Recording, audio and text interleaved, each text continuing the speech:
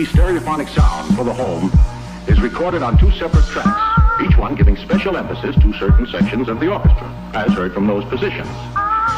Now, when played back simultaneously on two separate systems, the sounds are blended together to achieve a new dimension in sound impossible to obtain in a monaural recording.